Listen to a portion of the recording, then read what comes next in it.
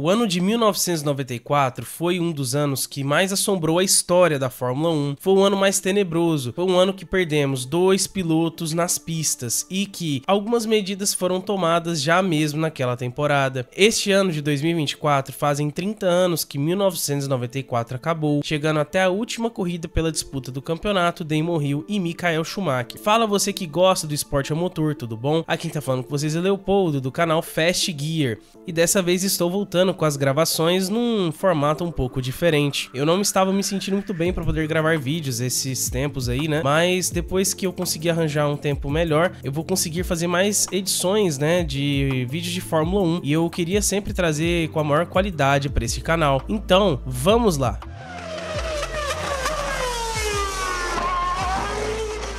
O ano de 1994 foi um ano recheado de acidentes na Fórmula 1. O motivo, na verdade, se deve que, em 1993, a FIA, querendo controlar um pouco a questão dos gastos na Fórmula 1, baniu algumas partes eletrônicas que estavam contidas nos carros, como, por exemplo, centralina eletrônica, freios ABS, controle de tração, controle de largada, dentre outros. Então, as equipes que tinham esses recursos eletrônicos foram as mais prejudicadas, como, por exemplo, a Williams, a Benetton e a McLaren. Bom, a Williams, ela na verdade foi a mais prejudicada, porque desde o FW14B de 1992, o modelo estava sendo somente atualizado e otimizado para a utilização de mais tecnologia embarcada. Ou seja, para 94 a Williams teria, que fazer um outro tipo de modelo, um outro carro para poder ser desenvolvido, já que não tinham mais a questão do controle de tração nem freios ABS, que eram uma parte fundamental daquele carro. Só que Adrian Newey decidiu fazer então o FW16, que na verdade era uma pequena atualização do FW15C, um carro que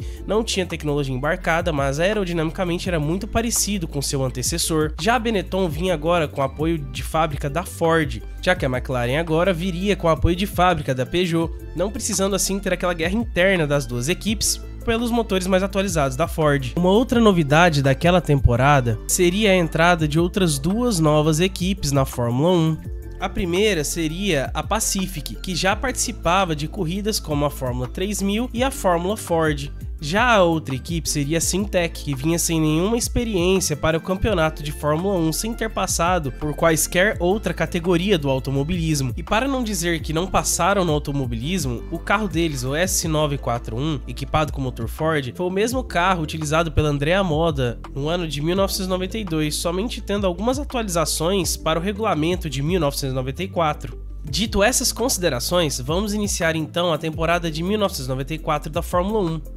O piloto JJ Leto foi quem abriu os testes da temporada de Fórmula 1 para a Benetton.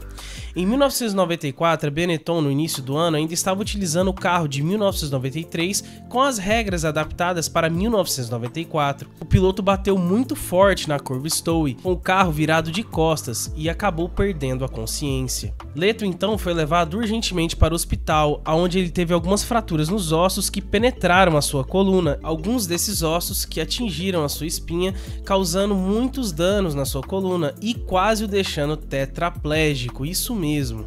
Assim então, JJ Leto estava cortado das primeiras corridas da temporada e para o seu lugar foi escalado Jos Verstappen, pai de Max Verstappen, que estrearia na Fórmula 1 em 1994, então pela Benetton no GP do Brasil.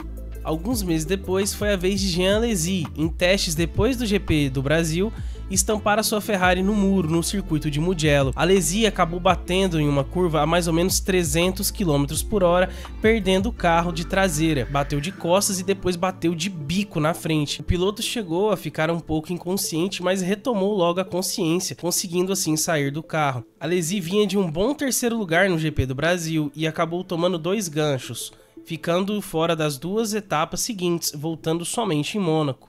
Nesse momento, até o GP do Pacífico, muitos pilotos queixavam de problemas com o carro. Senna mesmo era um deles, que dizia que os carros estavam ficando cada vez mais incontroláveis, por consequência do novo regulamento, que estreitava as rodas e diminuía a altura do carro em relação ao solo. Ou seja, os carros estavam batendo mais no chão, não tinham aspectos eletrônicos que tinham nos outros anos, por consequência, eram mais rápidos e mais difíceis de guiar. Senna mesmo disse que o motivo da sua rodada no GP do Brasil foi que o carro carro mudava muito rápido de balanço. Em uma volta ele estava de uma forma, em outra volta ele estava completamente diferente. Já Michael Schumacher não sofria desses problemas, pois a Benetton encontrou uma forma de burlar essa parte. Sem utilizar auxílios eletrônicos, a Benetton utilizava auxílios mecânicos para deixar o carro mais estável e ter uma tração melhor nas saídas de curva e um freio mais forte na entrada dela. Roy Byrne e Ross Brawn foram os criadores dessa mágica. Eles utilizavam suspensões que davam mais facilidade aerodinâmica para o carro. E assim chegávamos no GP de Imola. Senna estava zerado na pontuação, já que não tinha terminado nem a corrida do Brasil e nem a corrida de Aida, com 0 pontos. Michael Schumacher chegava na liderança do campeonato com muita confiança na sua equipe, já que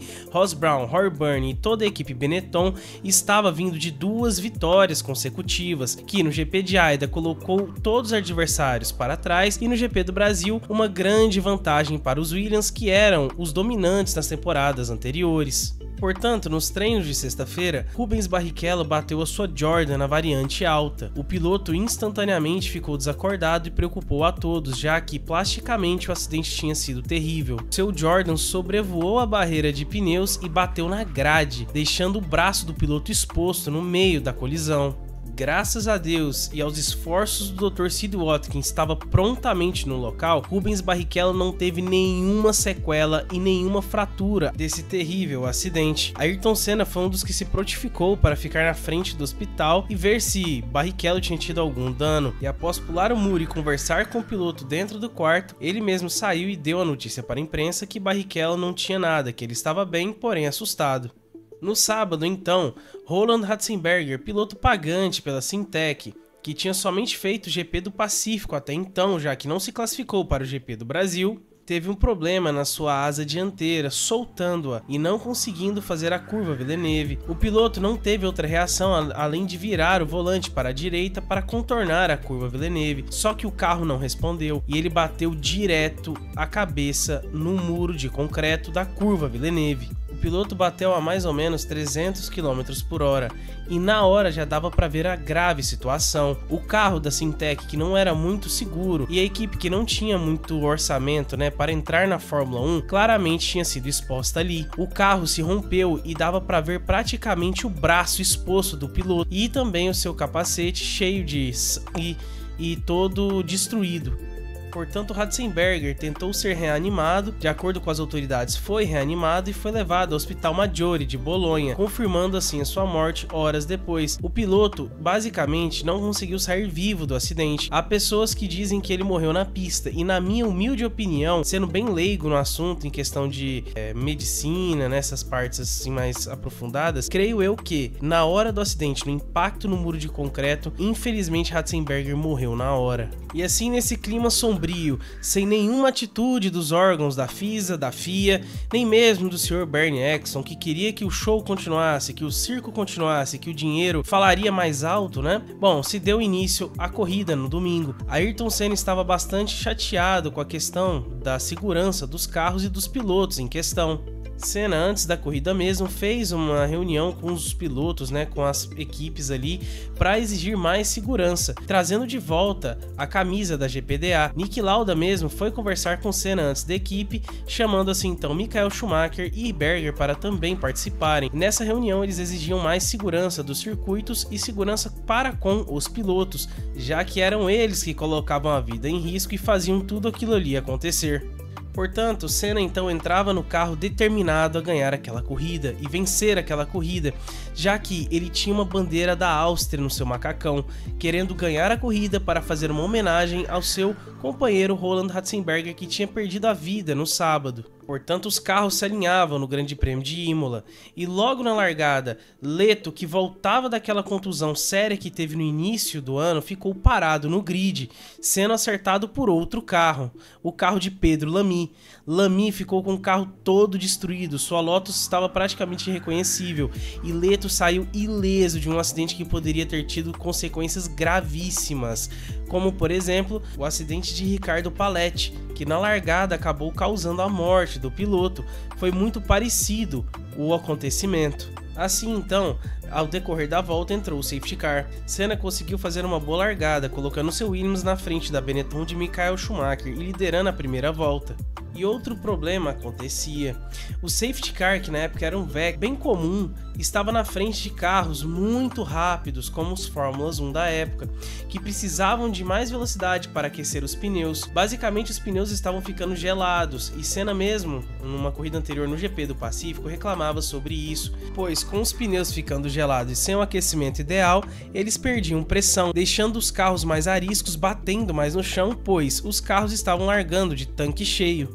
E assim se deu a relargada na volta 6. Senna conseguiu impor um ritmo muito forte na relargada, com Schumacher vindo em segundo. Schumacher não conseguia ficar próximo de Senna para efetuar a ultrapassagem, e o piloto brasileiro colocou um bom ritmo nessa sexta volta, terminando-a em primeiro. Abrindo a sétima volta, o piloto brasileiro, indo em direção à curva Tamburello, acabou batendo no muro. O acidente atualmente, está sendo muito discutido, mas o motivo principal foi a quebra da barra de direção. Bom, eu não quero muito entrar em detalhes porque cada um tem uma opinião sobre esse acidente, estou falando somente os fatos. Portanto, a corrida foi paralisada, o Senna teve um atendimento ali na pista, e concluiu-se que o motivo da sua morte era uma morte crânioencefálica, era uma morte cerebral, porque a roda bateu no muro e a suspensão dianteira acabou virando uma lança, assim projetando contra o capacete do piloto brasileiro, danificando o capacete, adentrando ali e tendo um dano crânioencefálico. Bom, o Senna ele teve uma morte praticamente instantânea, na minha opinião, mas teve toda aquela questão ali do atendimento, toda aquela questão de levar ele para o Hospital Maggiore. A corrida foi paralisada e logo depois ela foi iniciada novamente.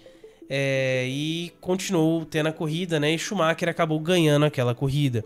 Nesse momento nós tínhamos um piloto brasileiro, tricampeão mundial, naquela altura o maior piloto da Fórmula 1, lutando pela vida. E logo depois, mais ou menos 4 horas depois do término do Grande Prêmio, Senna foi declarado como morto.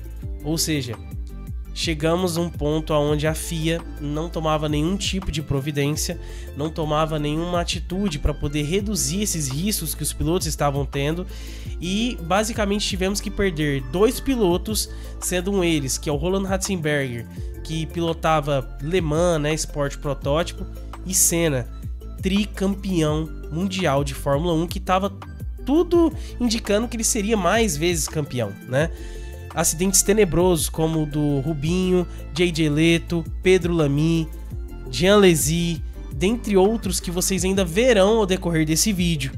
Mas até então a FIA não tinha tomado nenhum tipo de providência. Tivemos que esperar 2 pilotos morrerem para a FIA tomar algum tipo de providência.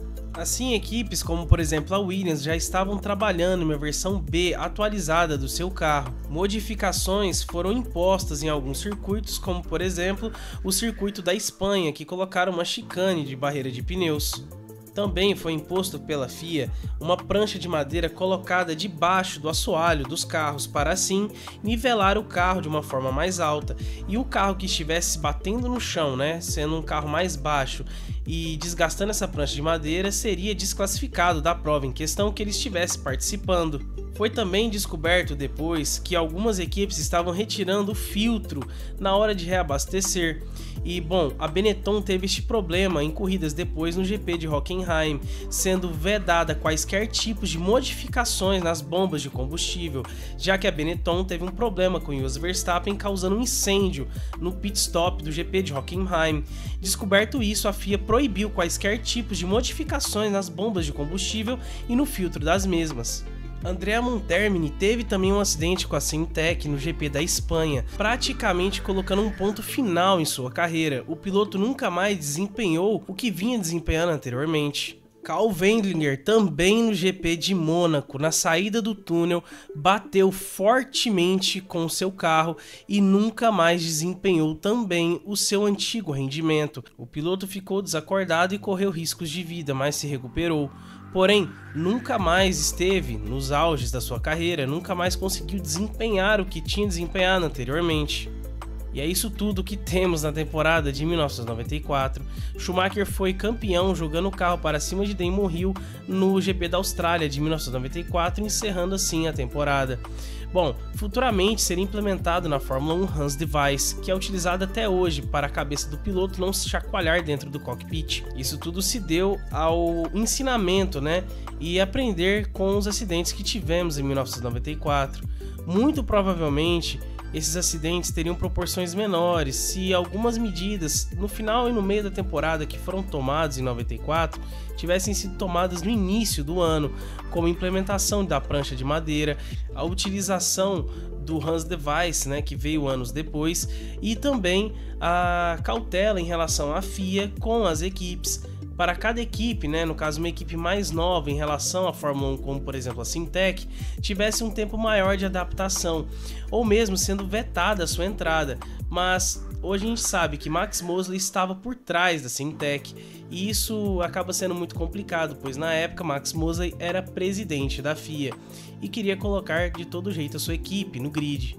Se você gostou do vídeo, considere se inscrever, deixe o seu like e divulgue para os seus amigos que gostam também de Fórmula 1, entre outros. Bom, eu fico por aqui, valeu e até mais. Ah, não esqueça, clique nesses outros 2 vídeos para ver mais vídeos do Fast Gear. Um abraço e até mais!